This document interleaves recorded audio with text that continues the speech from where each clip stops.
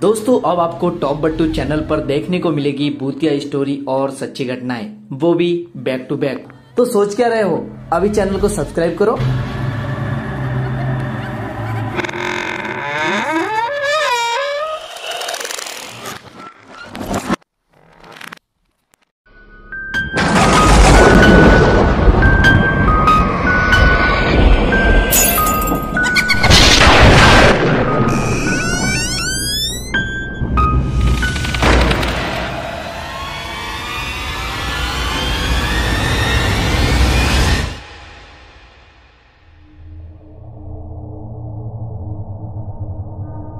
NH79 मैं इस highway से कई बार यात्रा कर चुका हूँ, बस हो या फिर कार, लेकिन ऐसा कभी नहीं हुआ कि मेरे साथ कोई हादसा हुआ हो या फिर कोई पैरानॉर्मल घटना घटी हो।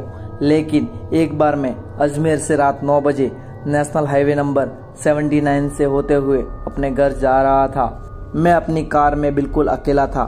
मैं राजस्थानी गाने सुनता हुआ हाईवे पर चल रहा था। हाईवे 9 बजे के बाद बिल्कुल सुनसान था। सिर्फ ट्रांसपोर्ट के कुछ ट्रक और लंबी रूट पर जाने वाली बसें ही चल रही थी। मेरी कार हवा को चीरती हुई आगे बढ़ रही थी। तभी अचानक रोड पर मुझे एक औरत दिखी जिसके हाथ में एक बच्चा था और वो लहूलुहान हालत में थी। वो हाईवे के किनारे बैठी बैठी रो रही थी। मैंने सोचा ये औरत जरूर दुर्घटना का शिकार हुई है, मुझे इसे तुरंत हॉस्पिटल पहुंचाना चाहिए। मैंने अपनी कार के ब्रेक लगाए और कार को पीछे लिया। मैंने बिना कुछ पूछे उस औरत और बच्चे को पीछे की सीट पर बिठाया। उस जगह से 2 किलोमीटर दूर ही दूदू गांव था। मैंने कार को हॉस्पिटल की ओर दौड़ाते हुए उस औरत से कहा, आप फिक्र मत कीजिए, आप ठीक हो जाएंगे और आपका बच्चा भी। हॉस्पिटल सिर्फ 1 किलोमीटर ही दूर है, दूदू गांव में। इतने में वो औरत भारी आवाज में बोली, थोइन गांव सू निकल जा। उसके ये कहते ही मैंने पीछे की सीट पर देखा तो वो औरत व बच्चा पीछे की सीट से गायब थे। इसके बाद मैंने कार को इतनी स्पीड से भगाया कि जब तक मेरा घर नहीं आ गया। लेकिन उस औरत ने मुझे नुकसान क्यों नहीं पहुंचाया, ये आज तक मुझे समझ में नहीं आया। क्या उसकी मदद करने वाले लोगों को वो औरत छोड़ देती है? ऐसे कई सवाल मेरे मन में आए।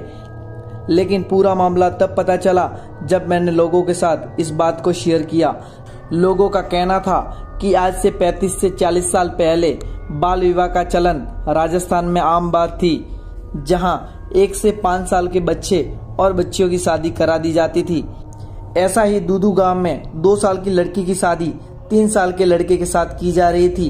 इस शादी से लड़की की माँ खुश नहीं थी, इसलिए लड़की की माँ अपनी लड़की को गोद में लेकर हाईवे की तरफ भागी, जहां उसकी हाईवे पर हादसे के कारण मौत हो गई थी। इसके बाद से ही उस औरत की आत्मा इसी नेशनल हाईवे नंबर 79 पर लोगों को दिखती रहती है। मैंने गूगल पर भी जब दूदू गांव के बारे में सर्च किया तो कई घटनाएं देखने को मिली, जिसमें सभी घटनाएं अलग अलग थी, लेकिन एक घटना मेरी घटना से हूबहू मिलती जुलती थी। इस घटना के बाद मैं आज तक रात के वक्त उस रास्ते से कभी नहीं गुजरता।